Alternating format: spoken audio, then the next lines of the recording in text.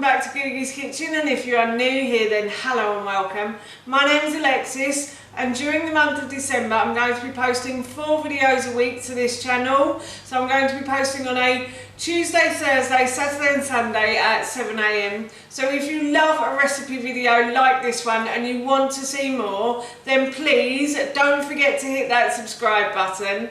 And now I'm going to share with you how to make my delicious tomato, honey and lavender pork stew with rice. As I just mentioned, today I want to share with you how to make my delicious tomato, honey and lavender pork stew with rice. This recipe is very easy to prepare and cook. It uses a slow cooker, so of course all you have to do is throw all the ingredients into the slow cooker and let it cook away all day.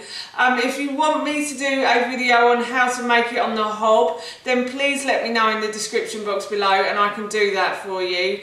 But today I'm going to be using the slow cooker. I think the best part about this dish, apart from the slow cooker, the next best thing is that you can use leftover meat in this dish. So you could use pork, you could use turkey, you could use chicken. So if you've got any leftovers from Christmas in your fridge or freezer, then this is a great way to eat them up. I'm not using leftovers today. I've actually got some uncooked meat, but I will explain to you in this video where to put the cooked meat when it comes to that time. And also, you might be thinking that lavender is quite a strange ingredient, and it is, but it does add a lot of taste and flavour. And also lavender has a very calming effect on the body, so it's really good for helping to calm you down. So if you're feeling a bit frazzled after the Christmas period, this might be the dish for you. We're going to be having this for our dinner this evening, and of course while I was making it I thought I'd share the recipe with you. So here is how to make my delicious tomato, honey and lavender pork stew with rice. I just want to say that I'm actually preparing this meal the day before, so that tomorrow all I have to do is just switch on the slow cooker and let it cook. And that's the brilliant thing about slow cookers, is you can prepare everything the night before and then on the day you just switch it on and let everything cook. That's the one thing I probably love most about slow cookers, is I can prepare it the night before and then it feels like the fairies have come and cooked my dinner. I know it sounds silly, but I do feel sometimes, even though I love cooking, there are times when I don't really want to cook, and a slow cooker really helps me out with that. So anyway, for this dish I have peeled, sliced and diced 1 onion, and I've also chopped the top from a red pepper, and I have removed the core and the stalk, and then I've just simply sliced and diced it. And then I have peeled and grated 1 carrot and 1 courgette. You don't have to peel and grate the carrot and courgette. I just have a couple of fussy eaters who aren't fans of these vegetables, so always grate it, and that way they don't know it's in there. So what I'm going to do is I'm going to put all of these ingredients into my slow cooker pot like so. And then once I've done that, I'm going to add 2 tins of tomatoes to that. So I've got tin tomatoes here. I'm just going to pour these in as well. I've also got to get some chicken stock, which I've forgotten to get out of the fridge, but I'll go and get that in a moment.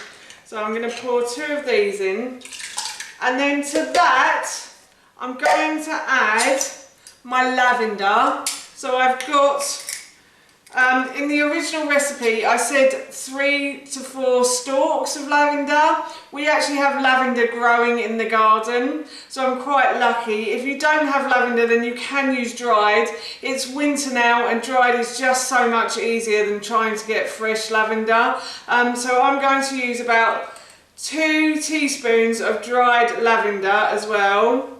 Lavender is quite a strong tasting herb, so you don't want too much of it. A little bit is just enough, I always think.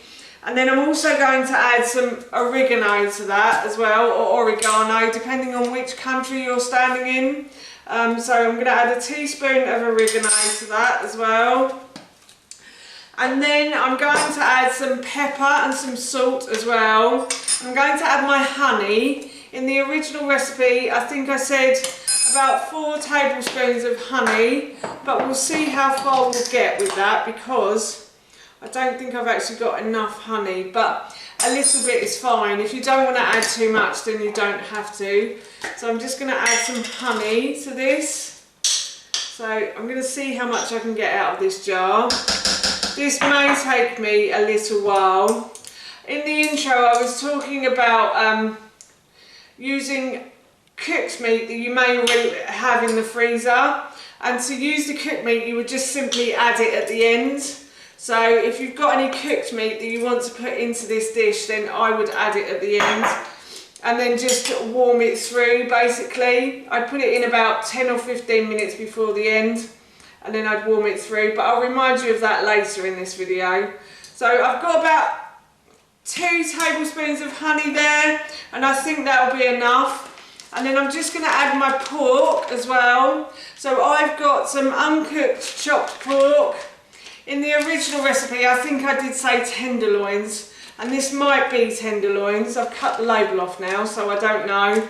But pork is pork. So anyway, I'm going to go and wash my hands. Wash my hands now, and I've grabbed my stock. So I've got about 200 mils of stock. I think I said in the original recipe about 250. 200 is all I've got. And what I'm going to do is I'm just going to sluice round the stock to get rid of the juice inside the tin. This is a trick my grandmother taught me many years ago. I'm sorry if you've seen me do this before, I do it in a lot of my videos, but I absolutely love it. So it just clears the tin out of the juice, the excess juice that's in there.